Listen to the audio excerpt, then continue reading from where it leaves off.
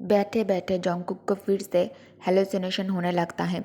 Jungkook को लग रहा था कि उसे उस बच्चे को पहचानना चाहिए और थोड़ा सोचने पर उसके दिल ने कहा, शायद मैं जानता हूँ ये बच्चा 20 साल बाद कौन बनेगा।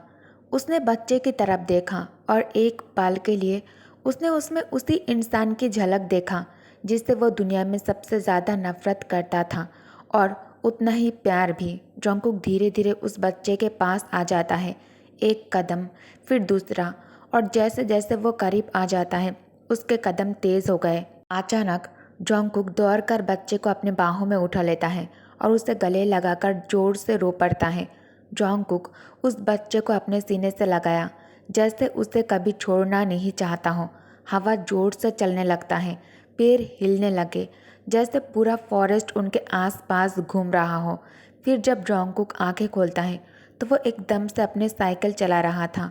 वो फिर से आर्बिश के रोड पर था। स्ट्रीट के एक मोड़ पर जाते ही जोंगकुक के सामने एक खुला रास्ता था जहां एक टॉल मैन मिलिट्री यूनिफॉर्म में आराम से चल रहा था। चेन के हल्के से घूमने की आवाज़ और पैरों के पत्ते के बीच से हवा की हल्की सी सरसराहट दोनों एक साथ मिलकर एक अजीब सा सुकून दे रहे थे।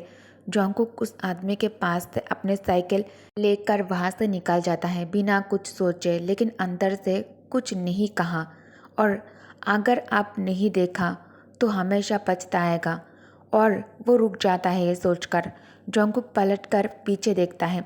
उसने देखा वह आदमी उसी तरफ देख रहा था और उन दोनों की आंखें मिली और उस एक पल में जोंगकुक का दिल जोर से धड़कने लगता है। आसपास की सारी आवाज़ें जैसे एकदम चुप हो जाता है। उसका बैलेंस बिगड़ जाता है और साइकिल धड़ से नीचे गिर जाता है। साइकिल के व्हील्स अभी भी घूम रहे थे, बिना रुके, बिल्कुल जोंगकुक के दिल की तरह जो उस पल में अटक गया था। जोंगकुक नीचे बैठे बैठे हुए उस घूमते हुए व्हील को देखता रहता है जैसे अपनी हालत का आईना हो। उसने तभी महसूस किया कि वो आदमी उसके पास आ गया है। उसका शैडो अब जोंगकुक के पूरे फ्रेम पर पड़ रहा था। वो जोंगकुक के करीब आ जाता है और जब जोंगकुक ऊपर देखता है तो उनकी आंखें फिर से मिली। उस पल जोंगकुक को समझ आ गया था सब कुछ फिर से शुरू होने वाला है उसके लिए भी। यही उसकी गिरावट थी और उसका बचना भी।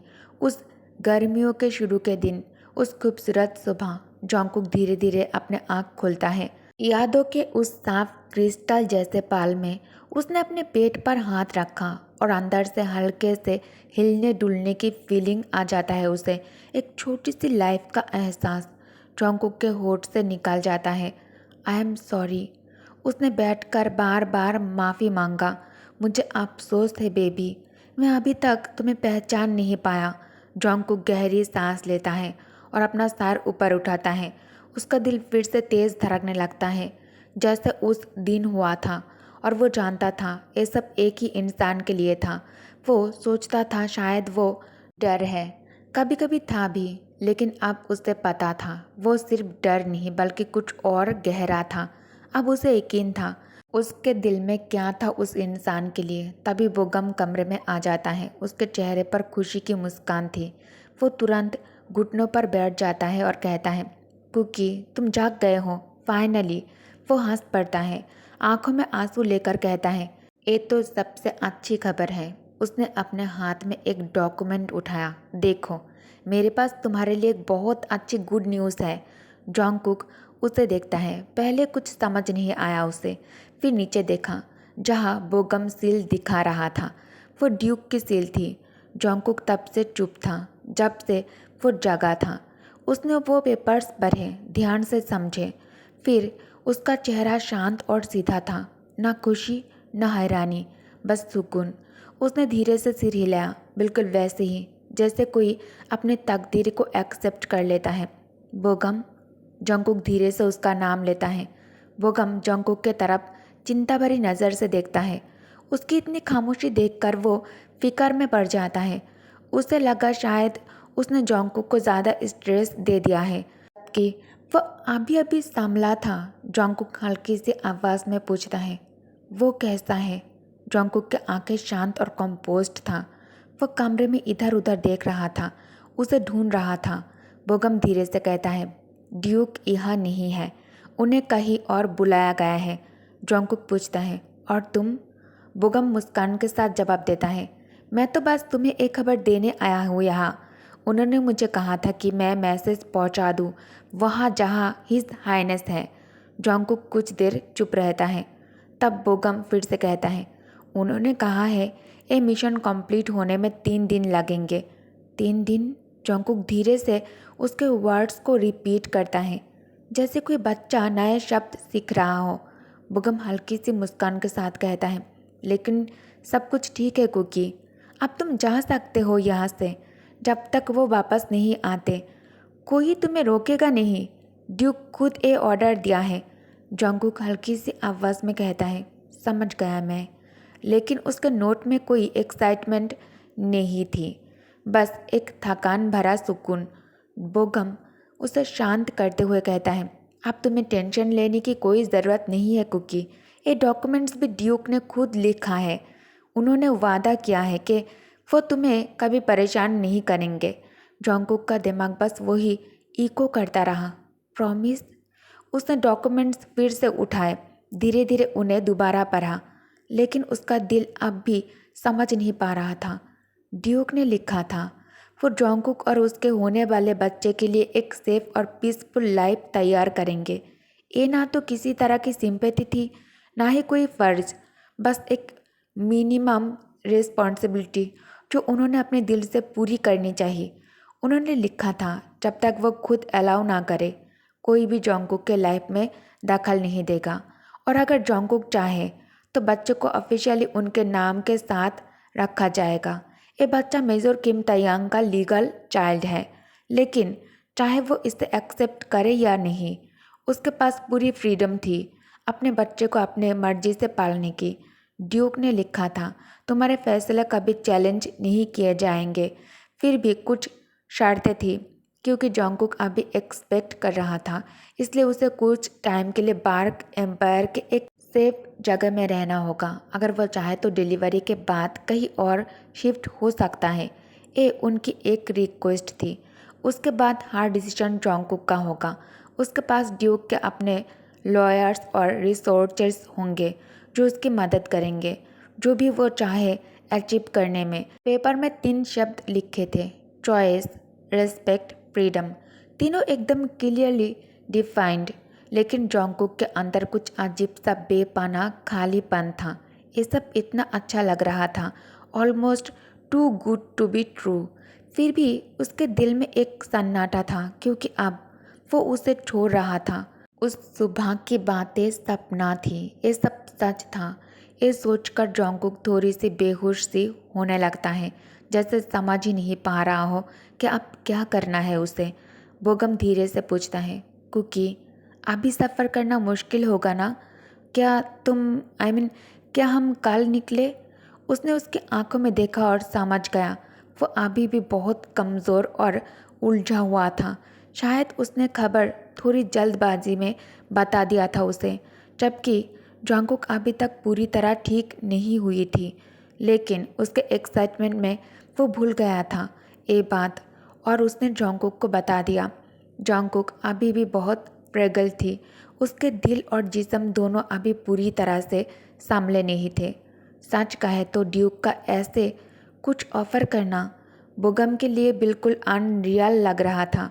उसने ड्यूक का एक और पहलू देखा था, एक ऐसा जो कभी किसी को आसानी से छोड़ता नहीं था, और अब वो जोंगकुक को इतनी आसानी से जाने दे रहा था। ये सब एक कंप्लीट बदलाव था, एकदम उसके नेचर के अगेंस्ट था। बोगम के लिए ये सब समझना मुश्किल था। कैसे कोई आदमी जो पहले तक अपनी जिद में इतना डूबा हुआ था, अब इतना शांत और रेडी हो गया किसी और के लिए सब कुछ छोड़ देने को। इवन डॉक्यूमेंट्स होने के बाद भी ये सब एक सपने जैसा लग रहा था। इसी वजह से बोगम के अंदर थोड़ा रेस्टलेसनेस था। उसे लग रहा था ये बदलाव कहीं टेम्पोररी ना हो। क्या पता कुछ दिन बाद ड्यूक अपनी बात बदल दे, फिर से सब उल्टा हो जाए। ड्यूक किम तयांग जाने से पहले बोगम को एक लास्ट ऑर्डर दिया था कि जब तक वो दूर रहे बोगम जोंगकुक के पास ही रहे।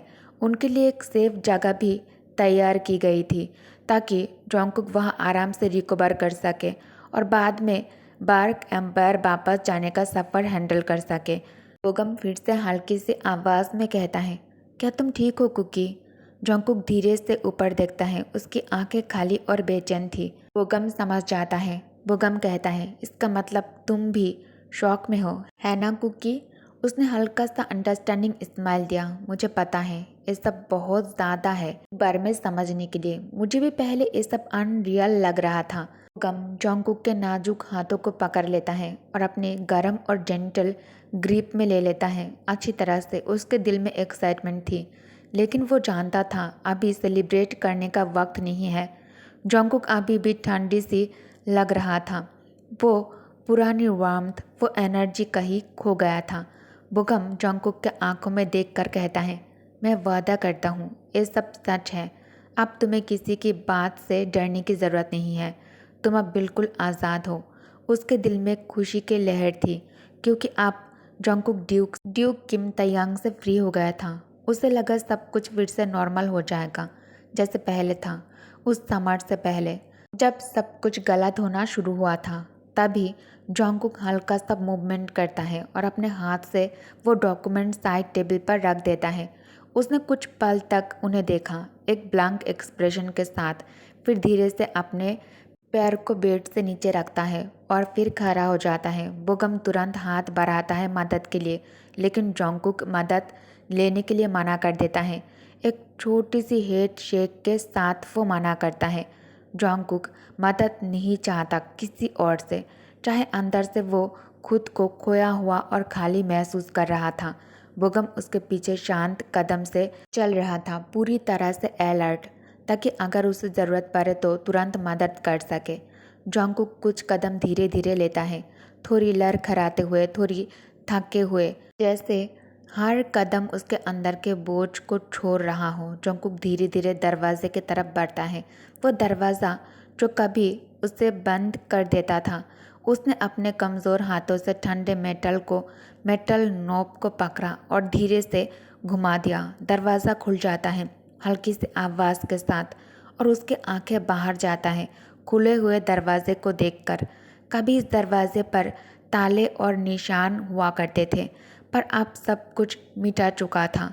उसने अपनी उंगलियों से दरवाजे के पुराने निशानों को छूता है, एक गहरी सांस लेता है।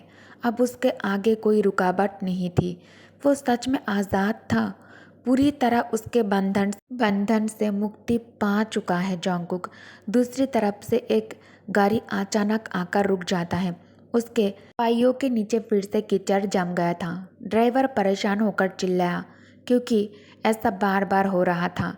अब उसने स्केड्यूल छोड़ दिया था, अब सिर्फ पहचानना था, चाहे देर से ही सही। सॉरी मेजर, ड्राइवर ने माफ़ी मांगी। मेजर किम तयंग बस हल्का सा सिर हिलाकर जवाब देता है और गाड़ी से बाहर निकल जाता है।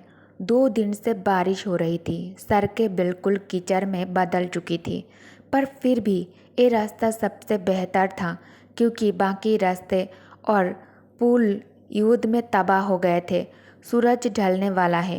लेफ्टिनेंट आसमान की तरफ देखते हुए कहता है, रात में चलना खतरनाक होगा। मेजर किम तयंग मन ही मन सोचता है, हम 1 घंटे में अपनी बेस पहुंच सकते हैं। ठीक है, वह रुक जाएंगे। मेजर किम तयंग हाँ में सिर हिलाकर कहता है। लेफ्टिनेंट तुरंत 2 और सिपाहियों के साथ काम में लग जाता है। उन्हें गाड़ी को कीचड़ से बाहर धकेलने में मदद करनी थी, जबकि मेजर अपने गाड़ी देखी, एक सिगरेट निकाली और उसे जला लिया। तयंग एक गहरी सांस लेता है। बारिश की खुशबू और धुंधले आसमान के बीच एक पल का सुकून महसूस किया उसने। ओके गाइस, तो इस पार्ट को मैं यही एंड करती हूँ। Thank you for watching, bye bye.